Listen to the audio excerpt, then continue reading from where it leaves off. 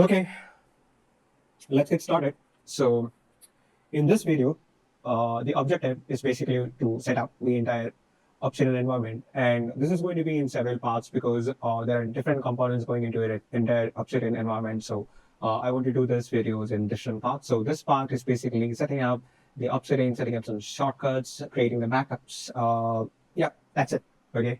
Now the first thing is basically how to install Obsidian. So you have to go to the Obsidian website and then get Obsidian for Windows. From here, you need to download the version appropriate for your operating system. So let's say that if you're using Windows, then you have to download it. And the procedure is very simple. So once you have installed the Obsidian, the first thing the Obsidian would create something you call as a vault. So the idea of the vault is that in Obsidian, everything, the most fundamental thing is basically in node, right? At the very bottom of the Obsidian hierarchy, it is a node, and all the nodes are organized inside a hierarchy of folders. So all the folders are organized inside some other folders. So largely, whatever you create inside Obsidian is created inside a master or a parent folder, okay? And we call this the vault. So the first thing we need to do is basically creating a vault. The name can be anything. And the second is setting up the location for the vault. And the third is setting up some backups. So here in our approach, what we are doing is that we'll be creating a vault. We'll be maintaining a offline version of that vault in your system. At the same time, we will be using something like a Google Drive to track that folder. Okay. So that way, what will happen is that whatever changes that you make inside the vault, that will appear inside your Google Drive as well, because the Google Drive is basically tracking that vault. Okay, something even more interesting in that is, let's say that accidentally you deleted some file or some kind of changes is done to the file, then Google has something called as version control inside it. So you can go to the Google Drive, there you will see some kind of a file and click for something called as version control. So this version control sort of gives you an idea of the versions this particular file went through. So that way, any changes inside the system can also be sort of monitored, and you can just go back and forth in between the versions. If you want to replace one file or the other one, Google Drive will do that for you.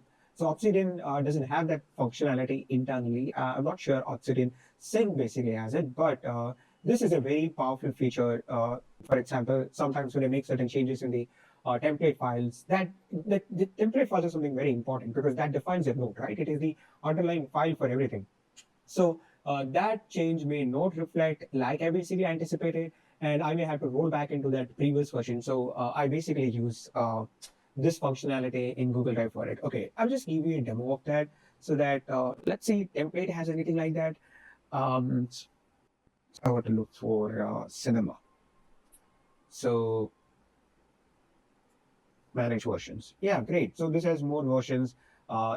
Yeah, this is a like 5 versions. So I can roll back to any of these versions. So when I say roll backing, basically downloading this file and replacing that with the current file. Okay, so the current file is stored in your drive, and all these are basically sort of backup files. These files doesn't reflect in your system right now, so you have to download it. So that's the whole idea. Okay, so this is a very incredible functionality, and I will show you how to set up this as well. Now, let's get into Obsidian. Okay, so Obsidian, create a new vault, and now we need to give a name for the vault. Let's call it the tut. And I need to browse the location. So I'm going to provide a default location that is my desktop. So I'm going to call this Obsidian. Okay, so I'm going to select this folder. The name is tut and create. That's it. So the next is you need to have the Google Drive software installed in your system, okay? Because this is the one which enables you to link the local file directories to the Google Drive without any kind of manual processes. So what you need to do is that you need to go to this website. I'll be providing the link for it and download it. So it will download it. So I have already installed this entire thing. I have set up this entire thing. So you have to download it. And once you have downloaded it, you have to provide your credentials and login. And then these are very simple processes. Okay. So preferences. So add a folder and desktop, Obsidian, select the folder, done. Okay. And save. I don't want it to log out this because if I log out it, then I will have to set up this entire thing from scratch. Maybe there is a way how things are syncing inside this, right?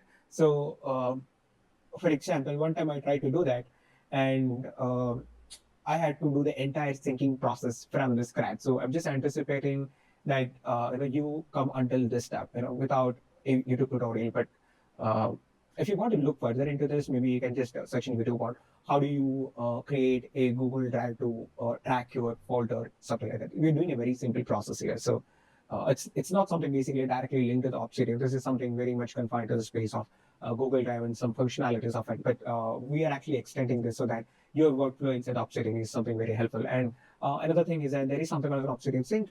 Now, so many people ask me about how do you basically back up these files. And my primary approach for backing up my file is basically this. So let's say that I'm also using something like OneDrive as well. So I have done the same thing for OneDrive as well, where I'm using the OneDrive software to track the Obsidian folder. So this is incredible. I mean, uh, let's say if you're using some other note-taking applications, if they don't have a file structure like this, then it will be very difficult to maintain this kind of tracking. So Obsidian, since it stores every file as a markdown file and inside a proper folder hierarchy, it's very easy to track these files. It works very much like any other folder in your system. So do the same idea for what are this other cloud service you're using. Let's say if you're using Mega, and you can do the same thing in Mega as well. So Dropbox, Mega, whatever it is, this is a very common functionality. So you just need to track your Obsidian folder with that. That part is done. So let's go to Google Drive and have a look at it. Computer. Express version 2. Also, this is what I was talking about. One time I sort of signed out or something happened, and then this I had to create a new syncing. I had to sync the entire thing from the beginning. So, uh, so this is the file we are actually tracking right now. Now, let's get into Obsidian. So let's try creating a node. Let's create a folder. We'll call it test, and inside the test, I'm going to create a node test_1. Okay, so a new node is created. And now let's come to Obsidian. Dot test. And wait, it's gonna take a while. Okay. Now, the next thing is templates. Okay. So as I mentioned in my first video, what I want to do is that I'm basically going to show you how my notes are basically built. Because that's exactly the reason why I created the workflow video, so that you have an idea how my workflow sort of works. So when I create these setup videos, you know that what to anticipate from these setup videos. So inside the workflow, I give you a very good demonstration of what I do with my Obsidian environment. So many of these templates and so many of these setups, which I'm going to show you right now, will be very much oriented to that. So this is going to give you a reasonably good idea on how do you get started with the Obsidian environment. I mean, there is a very long learning curve for Obsidian. Okay, I mean, every time somebody get into the world of Obsidian, they have to figure out several things by their own. And the objective of this videos is that you sort of get a heads up in that learning curve and build your knowledge on top of it. Because what I found in YouTube is that not a lot of YouTube content makers actually talk about this thing. Even if you get into the community, ask somebody, how do I do certain things? And they'll be like, set up 4 application and wait for 4 years and see how it's going to develop. So what I'm doing here is that I'm trying to give you that learning curve so that things are slightly more easy for you. So these tutorials are going to be a bit different compared to the other things you have seen in internet. So here, now we are going to introduce the template folder, and I will explain what exactly this template folder does to your notes and what exactly is the thought process of it. Let's go through my own note.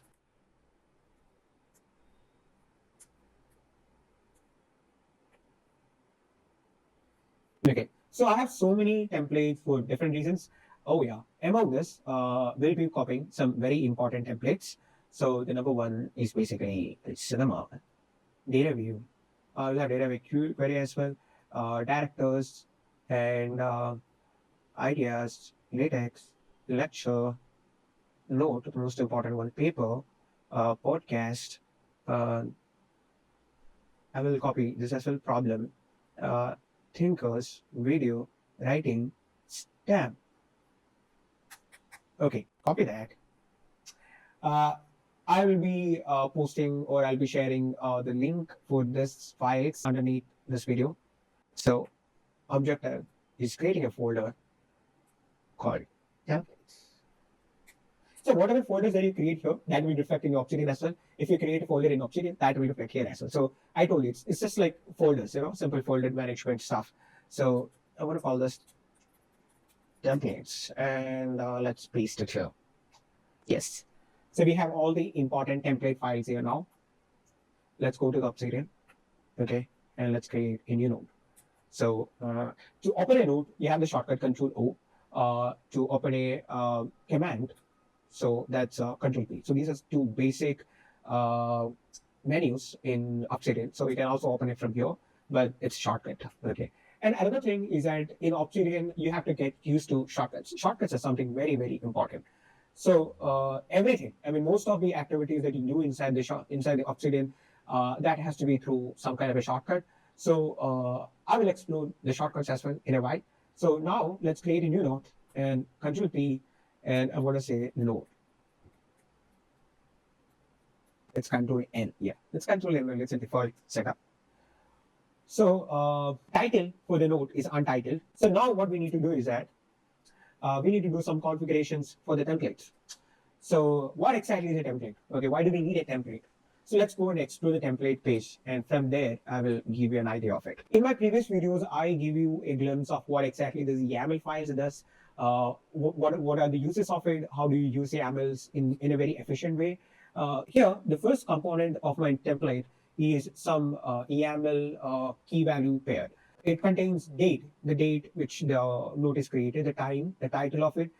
Is there any kind of reference? So this is basically the node, the default template used for nodes. Is this not referring to something, and is it something from a book? If it is a book, then what's a page number? If it is a video, then what is the link for it? This is a very general content. You can actually put, if it is a video, then you can put the reference as the URL for it. And is there any transcript associated to this tags? Any other related files? Is there any mention for it? All these are certain metadata. Maybe I will get into this metadata while I am giving you a brief on data views. I mean, I already demonstrated how this works inside your environment with my workflow video. So I really recommend you to check out the workflow video to understand what exactly is the essence of this YAML key value pair. So the first component is basically the YAML key value pair, which is apparently our metadata. That's number one. And number two is that here I have a title. Okay. So this is a title for the node. And this is what exactly this node is about. Sometimes when you write a node, you don't want to actually read the entire node to understand what it is. So here the about is trying to provide a brief of what this node is all about. And here is the actual nodes. You can write the nodes inside this as bullet points. And here it's a summary. You can also use GPT to basically generate that summary. That's the reason I noted nodes generated with GPT. And then certain ideas occur to you while you were writing this node. And FAQ are some questions that occur to you when you wrote this node. Reference links, some external reference links and all. And this is basically the code to fetch information from my bookmark. How does it work? Again, this is explained in the workflow video, but we will also give a brief on this while we are covering the data view. So as of now, what you need to understand is that this is basically a query to fetch information from the bookmark manager. So the bookmark manager, we are using Raindrop. So whatever you see in internet, a bookmark is created inside the Raindrop environment, and that will be reflected in the node, and that can be indexed with a query like this. So that's the whole thought process. So very much like that, all these are some templates which I follow for different purposes. So let's say if it is a cinema, then I need to know the year, genre, director, screenplay music, or cinematography, editing, country of origin, references, and all these are the metadata which I'm tracking regarding a cinema. Okay, I hope you got the point. So metadata is basically a data about the node itself, and we are using something called as a YAML. It's a markup language to create that kind of a metadata structure, and that will be the first block for our template, because any node, whatever node that you basically create is associated to some kind of a metadata, and we are actually using this YAML to track it.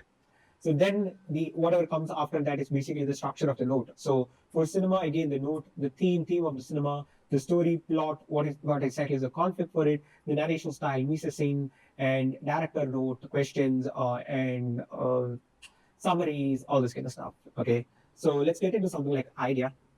So for idea, you can see that so much of those components are not there because ideas are something very different, right? I mean, the I don't need to use so many metadata to track it, very much like you saw in the notes app. So I'm just using few metadata to track the ideas. Something important here is basically the latex. So I write latex in my notes. So this is basically how you write in latex. This is sort of like the format for the latex. So whatever latex you write inside this, I'm not sure I have installed. Okay, so latex is internally supported now. Right. So this is basically the template for a latex. So you can just start writing the moment you apply this template. This template will be inserted into your note, and then you can just start writing latex from here. So it's sort of like a shorthand for me, makes my latex slightly cleaner and very consistent throughout my entire note. So I basically stored this template for latex. And something else is the data view. So this is a very basic data view template I use for my Obsidian environment. For every folder I create, inside every folder, there will be so many nodes, and I create index for those nodes. And this is a very basic data view query I use to fetch the indexes of those nodes. So I have stored this as well as a template. So that I don't need to write it every time. The most frequently used items or things has to be stored as a template. That's the whole thought process. Okay. Now we need to activate the template. So the template is already activated. So that's one thing. And second is that this. So this is basically the date and time format I want to use for my template. So yeah, provide this as well. I never paid attention to these two settings for a very long time because this was already set up in my environment. Recently, I was setting up this for my friend, and the date and time format for him was something very different. So I realized that this is very important. Yeah, so great. So this is a date and time format you need to set up for templates. Why is this important? Because every time when you create a template, especially in your notes, you fetch the date and time. So what kind of format you want, that is important. So this is a format we're looking for. And something else is that so there are certain core plugins for Obsidian. So Obsidian, what makes Obsidian really powerful is the kind of plugins which are available for the Obsidian environment. So the Obsidian provides you certain core plugins, and there are so many third-party plugins which you need to download from the Obsidian community. So you can download so many interesting plugins from the Obsidian community and make your notes really, really powerful. In our case, right now, since we're working with templates, there is a very important, okay, browse, turn it on, browse, important plugin for templates, that is Templater. Oh, it's a very, very popular download. Look at the download number. So what actually Templater does is that Templater is a slightly more advanced version of the template plugin, which is the core plugin inside the Obsidian, enable you to embed more codes into this, which will expand the functionalities of templates. So for me, I don't use Templater very much. I mean, there was a point I was using Templater. Then I sort of realized that I don't have the necessity of it, especially in my note-taking environment. I use Templater for something very simple. So I will just show you what it is. At some point, my Templater settings was slightly more elaborate. And later I stopped using that kind of setups, and now my templater settings are very simple. So you can explore more about template and templater inside their own website itself. So yeah, documentation. Yeah. So as you can see, this is sort of like a code embedding. Okay, I think it is Ginger. There's some kind of language like Ginger or something. So they are using that. So anyways, Templater enable you to access so many internal functionalities of Obsidian and use that to create notes. Okay, so not just that, it also fetches certain information from the internet as well, like this. Every time if you have this, I'll just show you how does that work. Okay, so we have enabled Templater, and now let's get into the options of Templater. Inside the Obsidian community itself, you have these button to navigate to the settings of any application or any plugin. So you can also access the same settings from here, So that is here, the moment you open settings, community plugins, so this is basically where you can find the options for the template. So now we are setting up the folder for the templates. Something else I want to do is basically binding some kind of a hotkey for it. That means, let's say that when you create a note, okay, and every time when you create a note is something that you open very often. And let's say that if you want to apply that template to that note, then you can assign some kind of a short key for it. So I will just demonstrate and instead of explaining too much on it. So let's create stamp. Add a hotkey for the template. Okay, let's stop that. Configure the hotkey. Okay, this is a stamp. Insert it. So for me, I want Control and Enter. So there is a conflict. So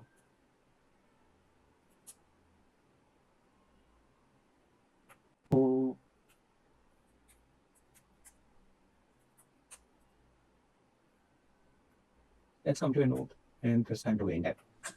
That's the whole point. Okay. So stamp is a template which I basically use. The whole idea of the stamp is, let's say that when you're writing some kind of a note, then you need to put the timestamps. Okay, I mean, I at least put the timestamps because I sort of maintain some kind of a continuity in my notes. So I may work on something for a while, and after that, I work on something else for a while.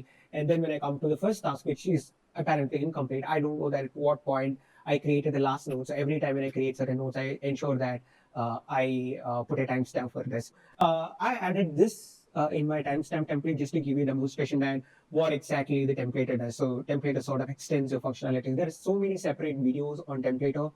You can get into YouTube, search for the templater videos, and you can probably explore more about the templater. But for our video, the scope is very limited. So we are just going to explain some very basic components of templater, which is used inside our environment. Let's go to the commands and insert a template. And so, as we saw, there were like 2 steps involved in opening the templates and fetching this particular template. So what you can do is that you can go to the settings, hotkeys, templates, and pay attention to this. All these are basically template. And now we are looking at templates. So for template, I need Control Shift F. Okay, now I have a shortcut set up for the templates. So one more thing. Let's do one more setting. Editor. Properties in documents. Set that to source. Okay. Now, now this YAML component is much easily editable. So if you're actually setting this into visible, then the whole thing is going to look like a block. Now it looks like a block. So let's say that if you want to delete something, or like, if you want to delete something inside this entire node, let's say if you want to delete the entire node, the whole content, you can't do that because the Control A selection simply doesn't work here. So it's better you set it to source. So if you set it into source, then if you give Control A selection, the entire thing will be selected.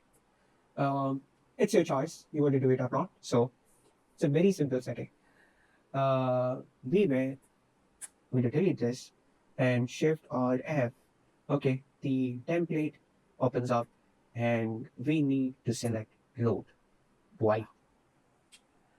Okay, so these are the very basic settings. Okay, so now the template is over, the backup is over, and the templater, now let's say if I'm writing some note, Control Enter, the templater fetches the date and time and opens correct. Yeah, and now it enables you to write the note. And something else I want to add into this video is basically about how do you structure notes inside Obsidian. So that is, I have some note, okay, and I have a larger heading for that. For example, this is basically the heading number 1, okay, and this is heading number 2. So every time when you write certain notes, because information follows some kind of a structure, since it follows some structure, you can segregate that information inside different headings. So starting with the heading number 1, 2, 3, 4, 5, it goes until 6. Okay. So Here, I often use heading number one as a title. I mean, the title is already there, yet I use heading number one as a larger categorization of whatever my note is. And as I drill down more into the notes, I provide this heading number two, three, like that. Okay, so let's say that if some topic is going really long, let's say that if it is going until heading six and all, I recommend you to create any note articles. So uh, there is some principles that you need to follow while you are maintaining notes, like that defines the scope of the notes that you are actually creating. So this heading functionality is something very important. Let's set up some hotkeys for headings. So I'm going to put Alt 1 for heading number 1, Alt 2,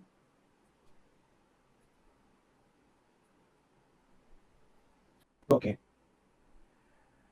interesting, important, and something else is I need a shortcut for bullet list.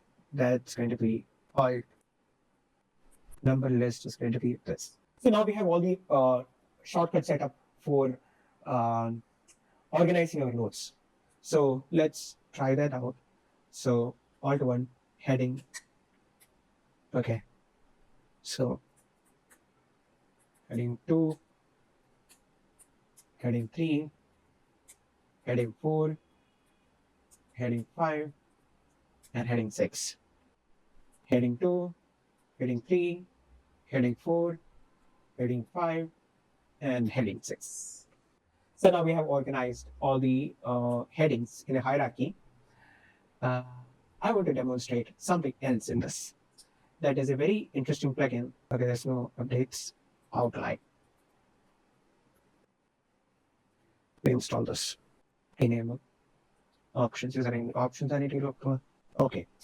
So Outliner is a very interesting plugin. This actually gives you the schema of nodes that you have created inside a particular node. That means when you organize certain nodes inside a node, that will be organized inside heading, right? So it enables some kind of a schematical view of this. Oh, it may sound very complicated, but this is very simple.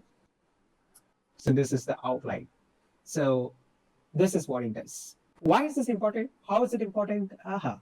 This is what it does.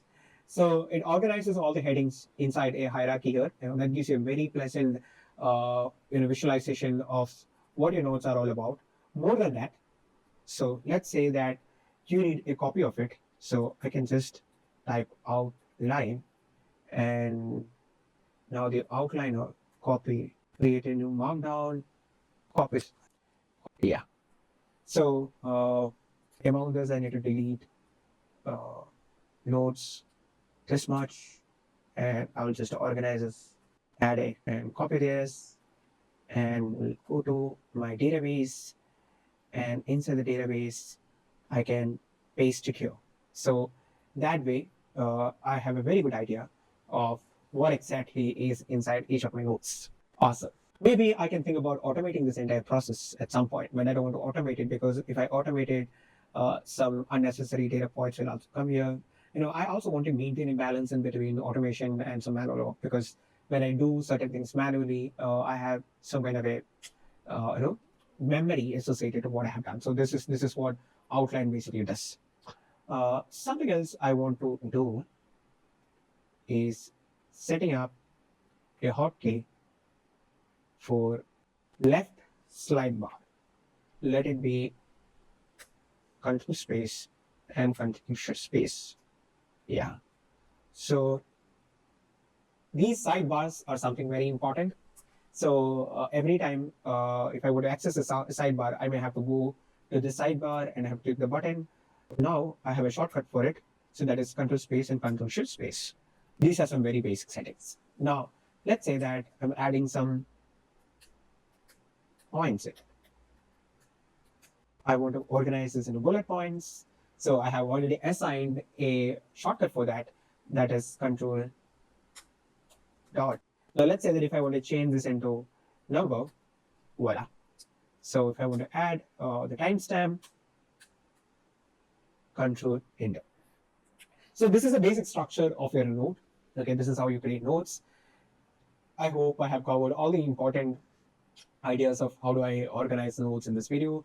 And in the coming video, I'll be exploring some more plugins, and I'll be helping you with integration of your ChatGPT environment and raindrop, which will enable you to sync your tokens. Thank you.